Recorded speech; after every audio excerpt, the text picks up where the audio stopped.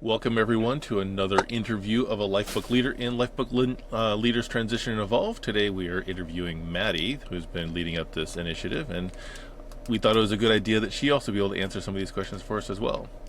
So, Maddy, would you let us know how you found Lifebook and kind of what your process was getting involved with this?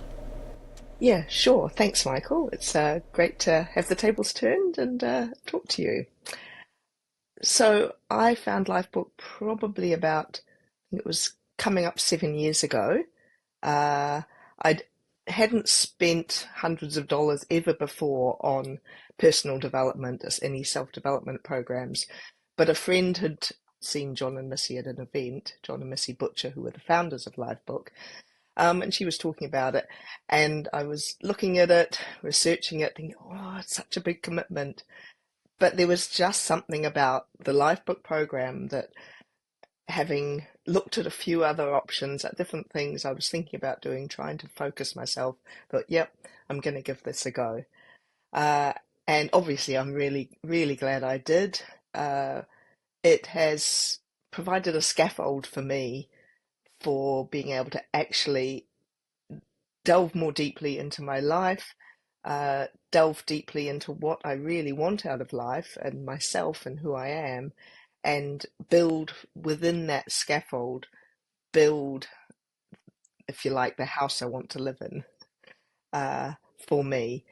So yeah, it's been a definite real journey over from 2018 through 2019, actually, in developing, going into mastery with the Lifebook community.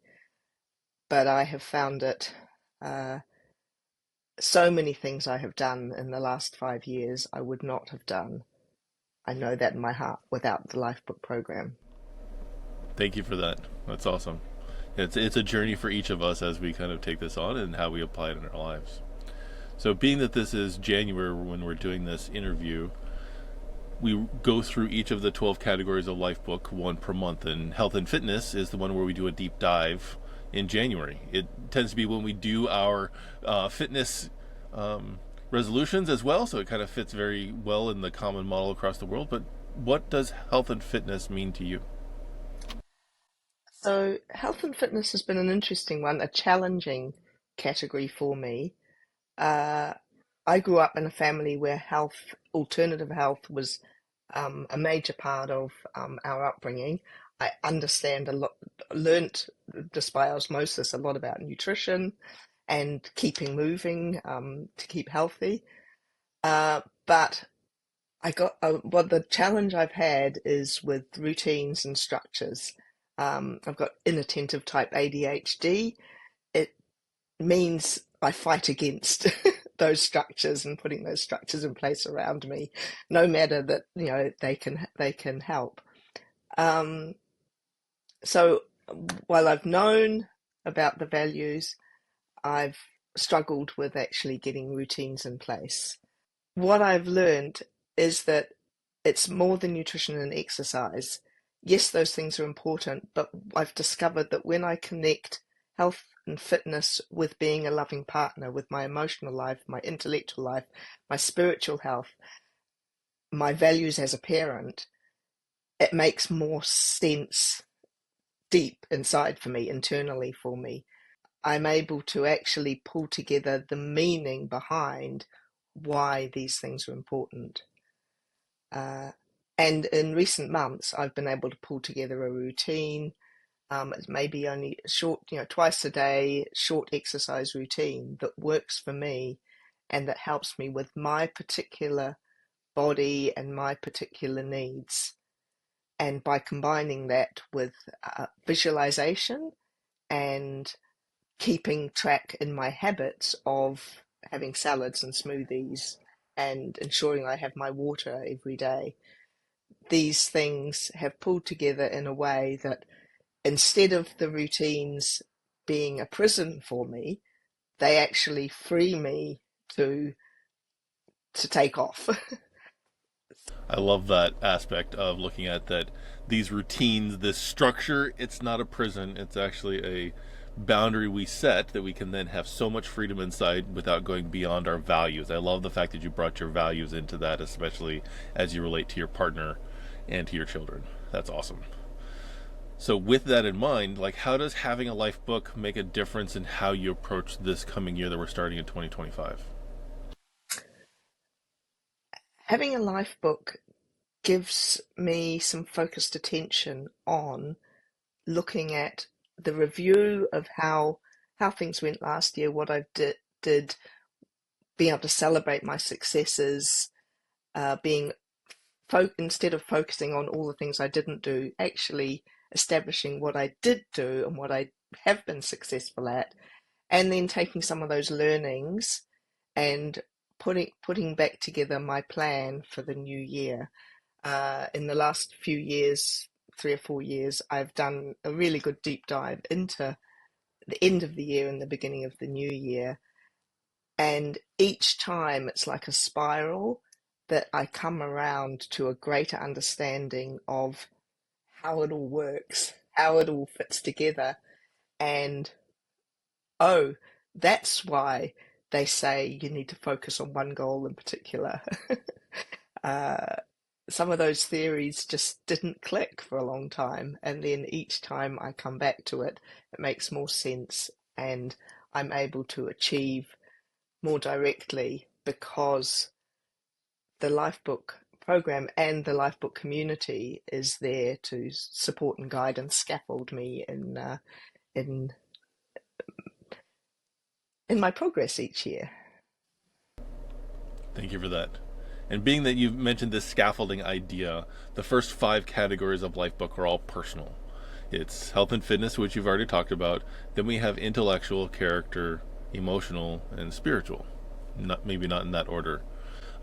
Being that February is coming up very, very quickly, that next category that we focus on is intellectual life. What does that mean to you? For me, intellectual life is about remaining curious about the world. It's about um, instead of approaching information as a feeding it in. I've got to learn all this stuff. Um, I've got to learn these skills. It's about yes, those things are important. Some of those learnings we do need to learn in a structured situation. But for me, it's more about remaining curious about the world. It's about being open and being more conscious about what's going on around me, and really listening to people. It's I'm working on not approaching a conversation with immediately thinking, do I agree or do I disagree? But actually being curious about what's deeper in that information that somebody's sharing or what I'm reading, and being open to changing what I think if that information actually does resonate. So I guess in a lot of ways, again, the categories interconnect because that intellectual process requires a little bit of a hint of that spiritual connection and deeper wisdom to analyze it in a different way.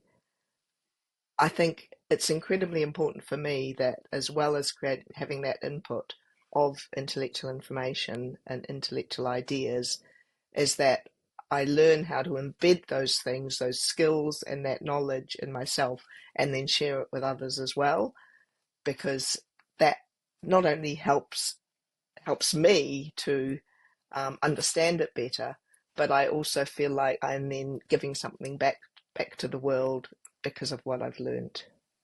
I love that. And being that we're kind of here at the cusp of the shortest month of the year, intellectual, what are your thoughts on emotional, which is the third month of the year? So emotional is huge. As I've become more aware and more in touch with myself and my own feelings and thoughts, I have realized that, for instance, thinking that 10 years ago I thought I was this calm, relaxed person, and that was what I showed on the outside. And then I realized, holy shit, I'm living in fear the whole time. It wasn't necessarily in a fearful situation, but I was totally stressed and totally worried about so many things.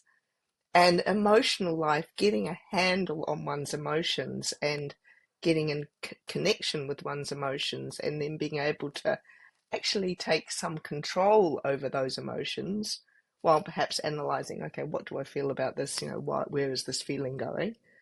But taking some control and learning to um, understand what what those emotions are that you're feeling, and then working towards what are the kind of emotions I want to experience on a daily basis: delight and joy and fun and um, a sense of achievement. These things, yeah, figuring those things out for myself has been really really key over the last few years. I love that. Thank you. It certainly kind of sets us up for that triad. Is really kind of what we talk about is the body, the mind, and the heart, kind of, and how they all interchange. You also mentioned spiritual category, but maybe we'll catch that on a different interview. So, what would you say your expertise is? Like, who specifically do you serve, and how do you serve them as a life book leader? I need to go with, like, the people that I've helped work through Lifebook have come from completely different backgrounds and are very different people. But I honestly feel that my strength is in the fact that, okay, a little bit of background. My partner, now my husband, and I started a YouTube channel, and last year we got serious about sharing on this YouTube channel. It's 50, called 50 Plus Backpack. It's about, as more mature folks, traveling independently, whether that's for short trips or longer trips. We're in the process of doing some longer term travel, but seeing the world on our own terms. And yes, partly it's about us documenting our travels so that we can share it with family and friends.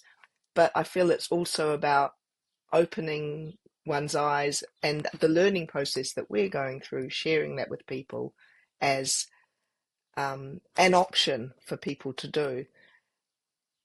And what my strength is in is that I have this little bit of an alternative background, having a natural health upbringing, having home birthed my children, and doing home education, where it's easier for me to step outside the norm. But I want to help people see that living a life that society tells you to live and tells you is the life you want to live, there's more to life than that. And your joy and your magnificent life may come from something completely different to what mine is. But what I can share is that ability to look beyond the norm, beyond societal expectations, and choose and find the life that you can lead for yourself, and to make a better life for the people around you. I love that. Being that I turned 50 this year, I'm like, okay, that's a channel I need to subscribe to. Is that idea of, you know, the common way of doing things, what everyone else is doing, doesn't necessarily work for all of us. So, and that idea of this is your journey. Let's support you in finding your meaning in things. I love that as well, and that's key for me in the program, and why it probably resonates with so many of us, and probably why you and I have connected as much as we have. Because let's go out and travel. It's fun when you can do that, and you've got the capability, physically, intellectually, and emotionally. So thank you for Yes. that. That was awesome. So the last question I have for you is, being that you've been working very closely with the Lifebook Leaders Transition and Evolve crew, what is that to you? Lifebook Leaders Transition and Evolve, it's in the words. We ourselves are transitioning into the next level, or our next best level of what we can do. We are evolving and helping others to evolve in our journeys, in this crazy world we live in right now.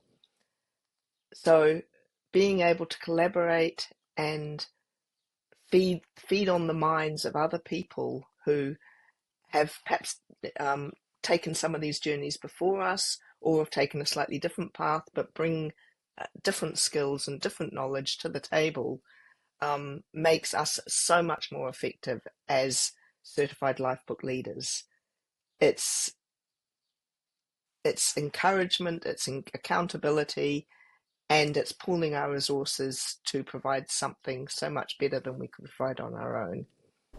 I love that. Is there anything else you want to add for people to understand about where you come from and why this experience, this scaffolding, has made such a difference for you?